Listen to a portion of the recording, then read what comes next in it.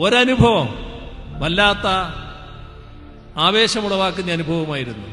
ഞങ്ങളുടെ മുന്നിൽ 25 വീട് വാഗ്ദത്തം ചെയ്ത ഒരു സംഘടനയുണ്ടായിരുന്നു.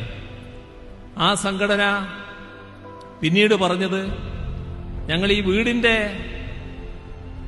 ഒരു വീടിന് വേണ്ടി തരേണ്ട പണം എത്ര എന്ന് നിശ്ചയിച്ചു. അത് 20 ലക്ഷമാണ്. ചിലപ്പോൾ 20 ലക്ഷത്തിലധികമാകാം, 20 ലക്ഷത്തിൽ കുറവാകാം. പക്ഷേ 20 ലക്ഷം രൂപ ഒരാൾ തരിക, അതിന് അവരൊരു വീട് സംഭാവന ചെയ്തു എന്ന് കണക്കാക്കും. ഇതാണ് സർക്കാർ വ്യക്തമാക്കിയത്. അങ്ങനെ വന്നപ്പോൾ ആ 25 വീട് നേരത്തെ ഓഫർ ചെയ്ത സംഘടന സമാഹരിച്ച പണമുണ്ട്. ആ പണം 25 വീടിനല്ല, 100 വീടിന് തികയുമെന്ന് കണ്ടു. ആ സംഘടന DYFI ആയിരുന്നു.